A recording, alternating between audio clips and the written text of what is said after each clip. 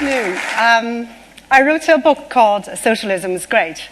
I promise this is not a dry book about politics, but a very human, readable book account about my life working at a missile factory. In fact, the title comes from my publisher. It's a famous revolutionary song we used to sing at the factory. I would have been very happy to burst into singing for you if it is not so harsh to the ear. Originally, I called my book Frog in a Well, 井底之蛙, which is a famous story by our ancient philosopher Zhuang Zi about a frog being trapped in the bottom of the well, cannot see the great world beyond a patch of sky above the well. So, of course, the well is a metaphor. It's a boundary, it's a cage, a prison. So this book is very much a journey about getting out of the well. When I tell people that I recently published a memoir, people often look at me up and down and said, "But how old are you?" I would often joke, "If you don't plan to marry me, why would you care how old I am?" I think traditionally people write a memoir and when they reach their old age and looking back the path they have taken. But I think a modern memoir has changed. Anybody has interesting or compelling story to tell can write a memoir. I just hope my own story, a story about chasing your dream, pushing the boundary, is compelling enough to justify me to stand in front of you today. I was born and raised in Nanjing on the banks of Yangtze River in eastern part of China. I grew up in a factory's residential compound. Probably becoming a factory worker was a likely fate to myself. But I had a grand plan for myself. I wanted to go to university. I wanted to become a writer or journalist. But when I was 16, my mother just dragged me out of school. That was 1980, just a few years after the nightmare of the Cultural Revolution. So I was 16. You clever people can quickly work out how old I am exactly. The decision for taking me out of school was purely economical. Our family was very poor. And as I was growing up, to save the craving for meat, my brother and I used to catch cicadas in the summer and roast them over a small bonfire and munch them up. For those who haven't tried, I challenge you, dare you to try. Anyway, so our family was very poor, and my mother, I think being uneducated, I don't think she ever saw the value of education, and she thought the best thing a mother could do was to secure a job for her daughter, especially a job with a very prestigious state-owned missile factory. Among other products, my factory produced intercontinental missiles that are capable of reaching North America. I have to confess, I was no nuclear scientist. I have no nuclear brain. So anyway, I don't have any top secret to reveal, but I hope the book of something else. When I tell my Western friends that I worked at a rocket factory for 10 years, people often go, "Wow, that must be so fascinating." And for myself, I could only describe my experience as a mind-numbing, soul-destroying experience. The job I was assigned to was to test a pressure gauge. I don't know if you know, the pressure gauge was something fitted on the pipeline to indicate the pressure status. The job itself was very simple and repetitive. And also today, Chinese people now actually enjoy a lot more personal freedom if there's no democracy. But back then, working for a military factory, you just cannot believe the amount of control we were subject to. No lipsticks, no high heel shoes, certainly no fishnet tights. And within the first 3 years of entering the factory, no dating was allowed. So nothing was personal, even once period. Every month, all women had to go to this hygiene room to virtually show blood, the so-called period police, to prove we were not pregnant. That was all done in the name of taking care of women workers' social welfare, but effectively part of the strict family planning policy. I'm just giving you ideas on how, how kind of control we had.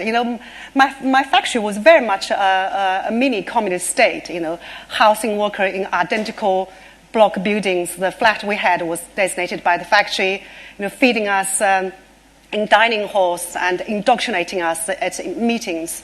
So my entire life was confined, within the high security wall of my factory.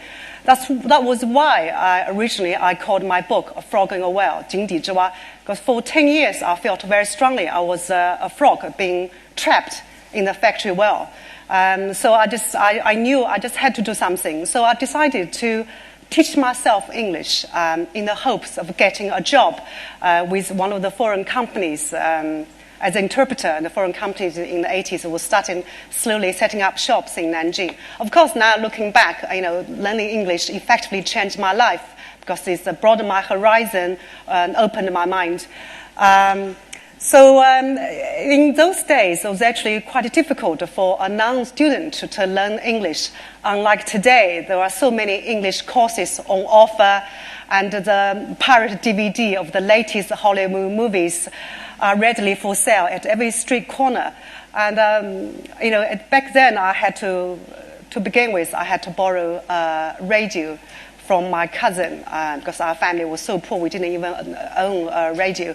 I followed an English teaching program called New Concept English, and I find it just really English, new concept indeed. I become rather fascinated by this language system, so different from our characters.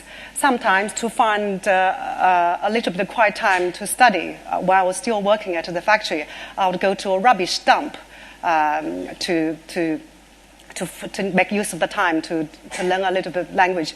In fact, I was obsessed. Sometimes I would find myself talking to myself in English, or sometimes I would bicycling, riding my pigeon bicycle in the dark street of Nanjing, singing English songs.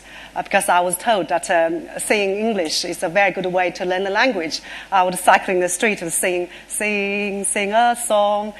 You might think that carpenters was a bit naff, but for us, the carpenters represented the high culture from the West, because the carpenters was one of the first Western bands that went on sale.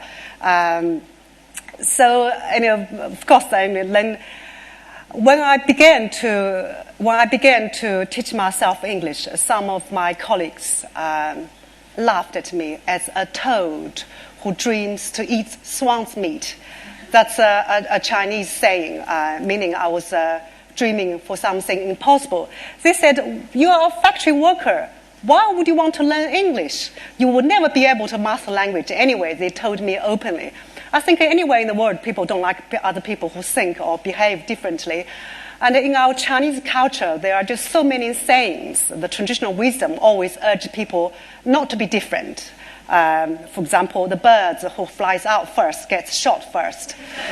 The big trees catches wind. There's so many things to tell you not to be different.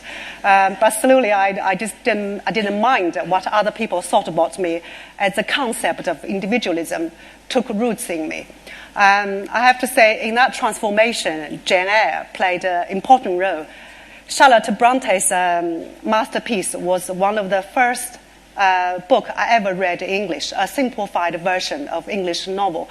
It just struck a chord. I guess I just identified with Jane Eyre, who, unlike many leading characters from classic novels, she's not beautiful or charming.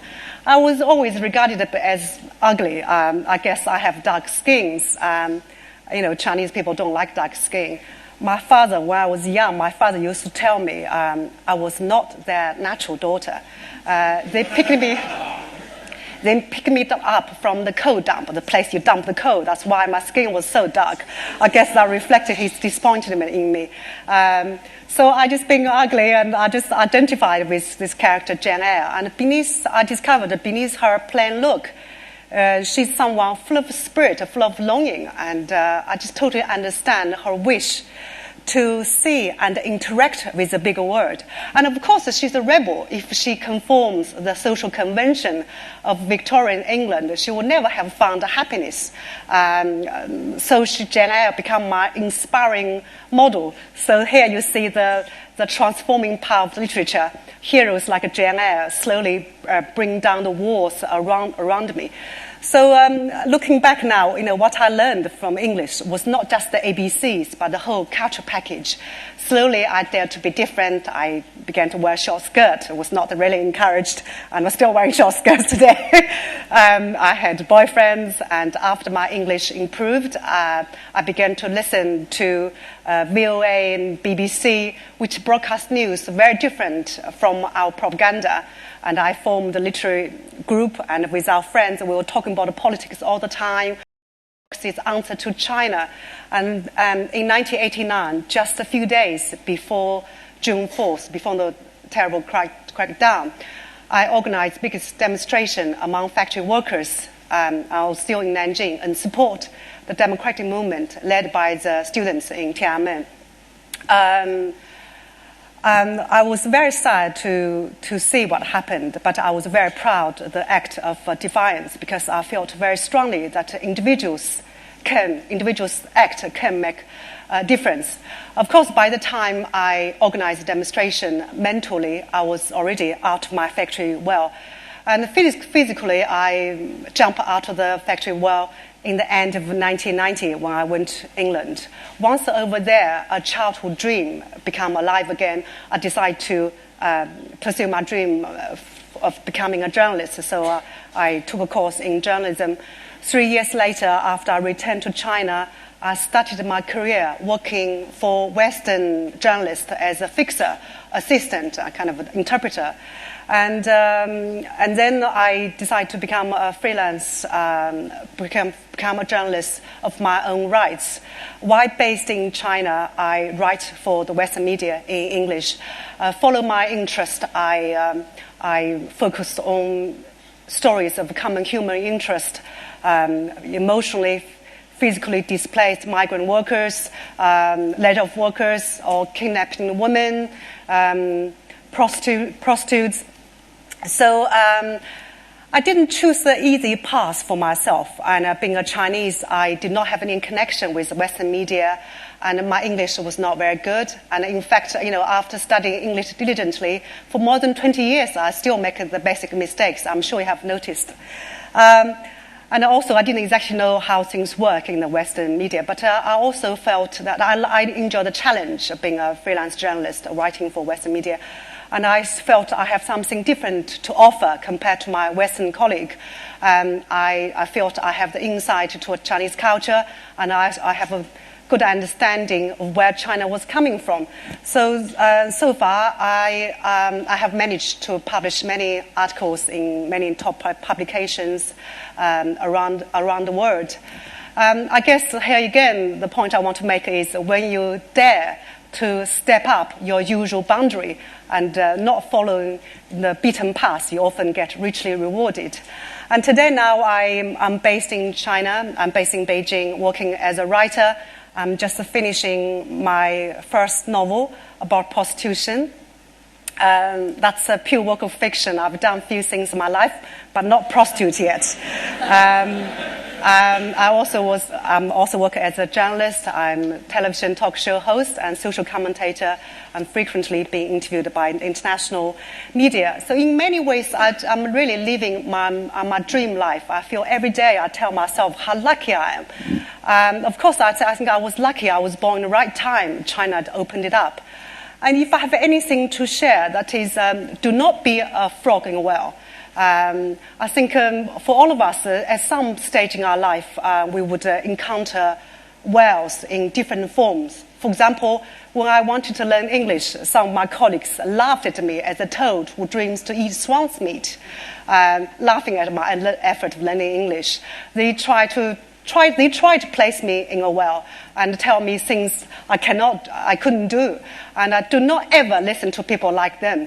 Do not place yourself in a well. You can just about do anything you want. It can be anything you want if you follow your dream, follow your passions. Yes, a factory girl can learn English and master language and write the books in that language.